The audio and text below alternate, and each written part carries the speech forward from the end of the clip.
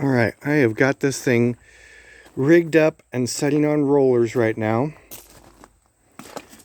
So I am getting ready to start rolling this thing in.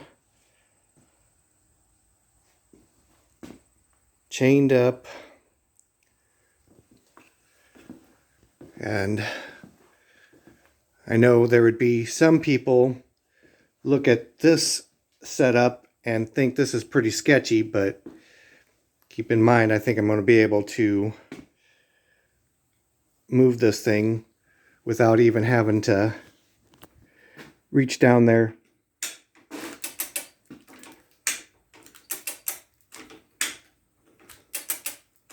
So it's not going to go fast, but it's definitely going easy so far.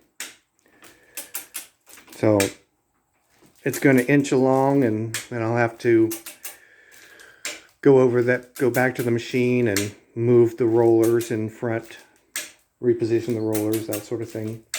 So anyways, I'm going to put you guys up on the tripod. This would be another one of those good places to fast forward quite a bit, but I'll move it a little ways and then I'll pause the camera.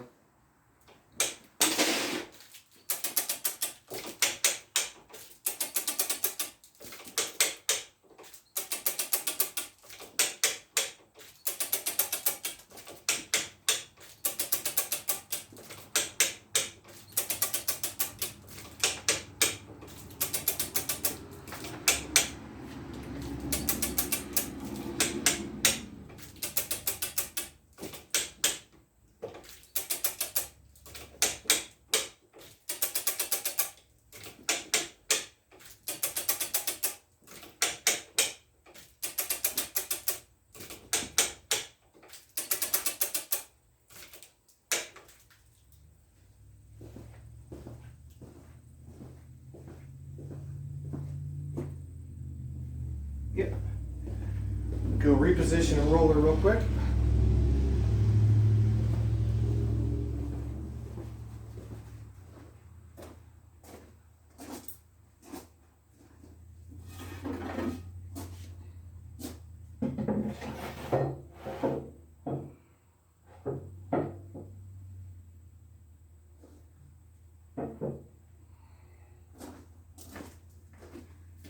Now the rollers are going to cause me, the rollers on the rear are going to cause me a little bit of trouble until it gets onto the concrete. I'll show you what my little hiccup is.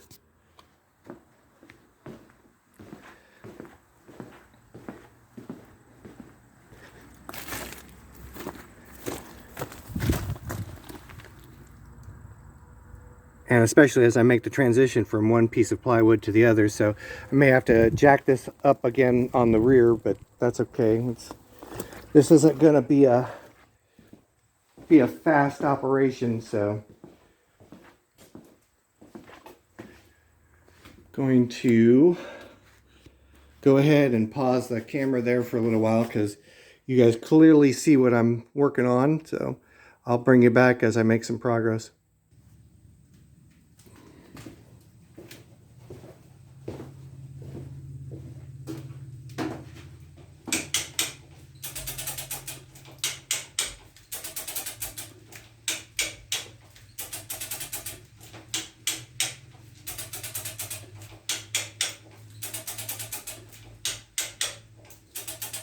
Kind of like watching daisies grow.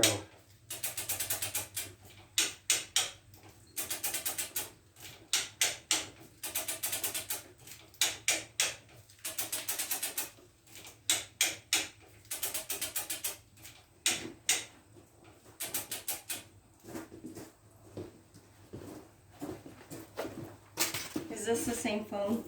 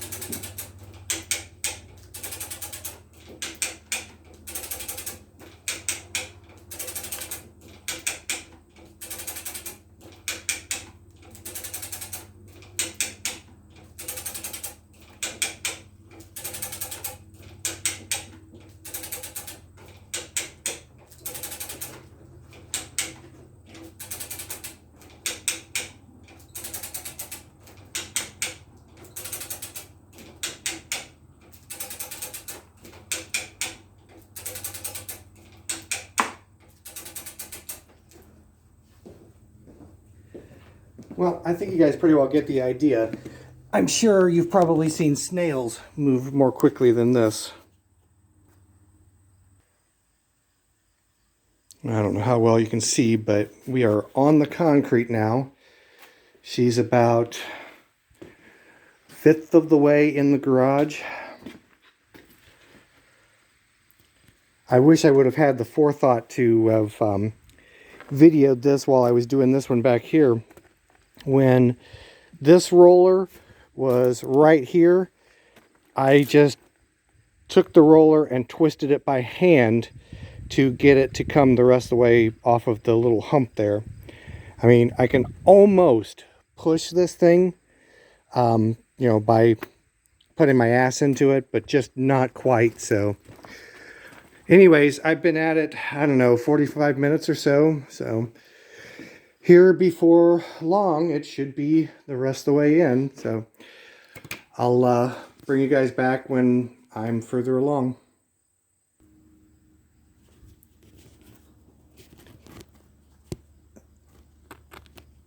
Hopefully that turns out to be a good view for you.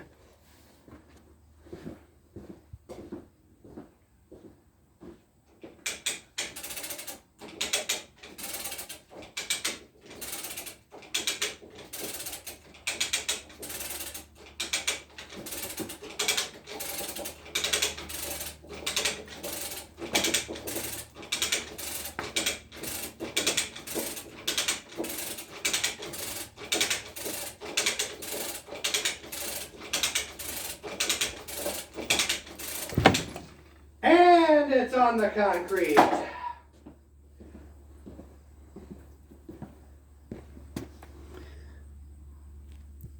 Hopefully you guys actually saw that. I don't know. We'll see. Anyways, it's all the way on the concrete now.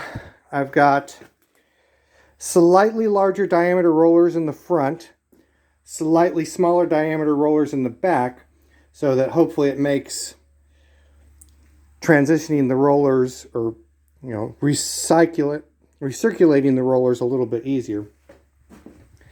Anyways, I'm gonna put you back on the tripod and pause you guys again while I plug away at this some more.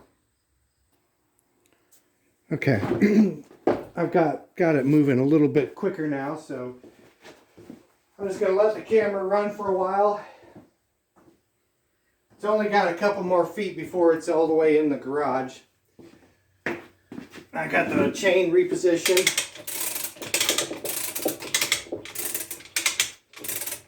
Again, I can almost push the thing by hand, but it's just a little too much. And this is just too easy to not do it this way. Obviously, it's slower, but time's not the #1 priority right this second.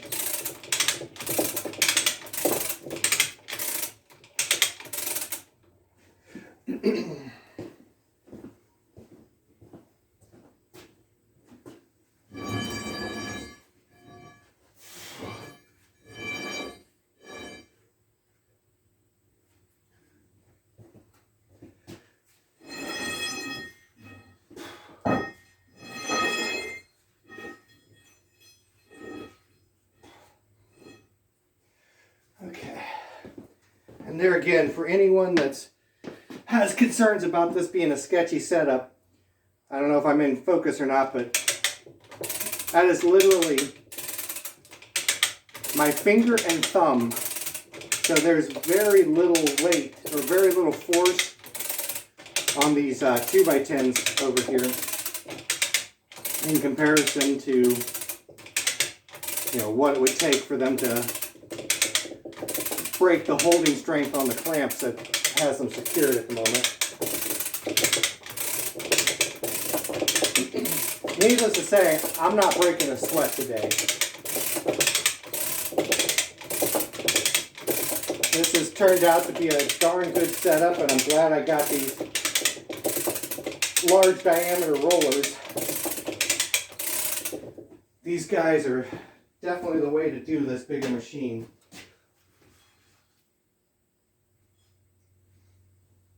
Without a doubt.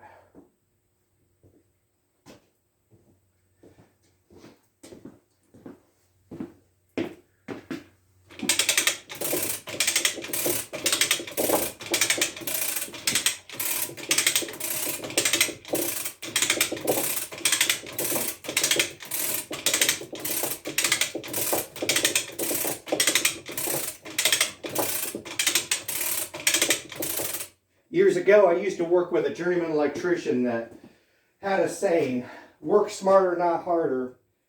And I tell you what, I never forgot those words.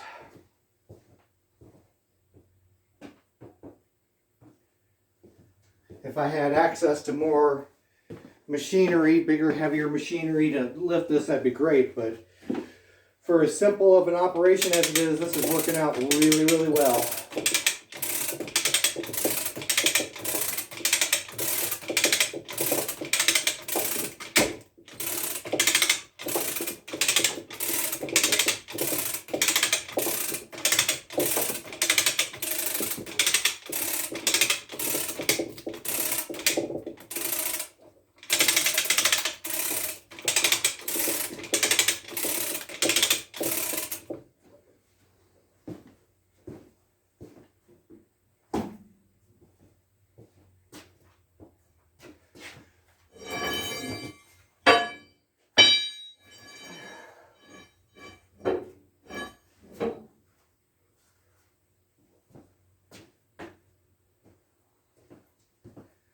I could almost close the garage door there, but since I've got a little more ambition, I'm going to keep going.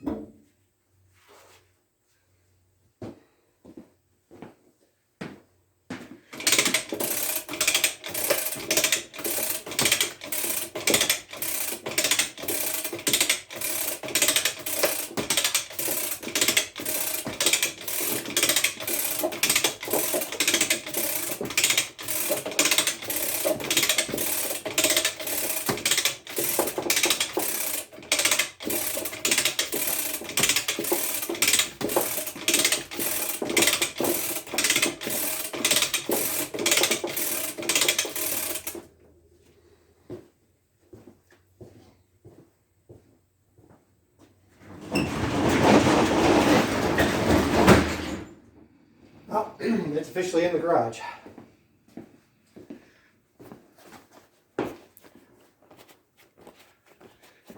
Get my gloves off here and kind of show you around a little bit.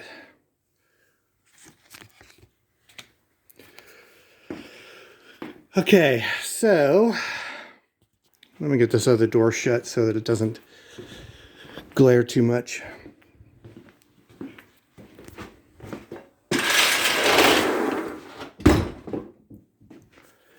All right, well, it's not consumed my garage quite as much as I thought it might. I think when it's all said and done, I think I'm going to try and bring it kind of way back here as much as I can. If I do this right, maybe I can get this back far enough that I can still get one of the cars in to work on. And that just won't hurt my feelings one little bit.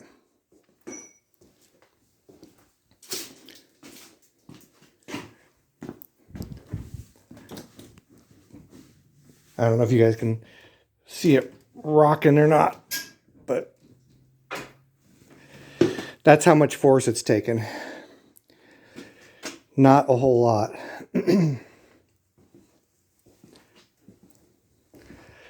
Anyways, I know it's a ridiculous looking setup, but it worked, and it worked well. This literally moved more easily than this thing did, and it's probably, best guess, half the weight.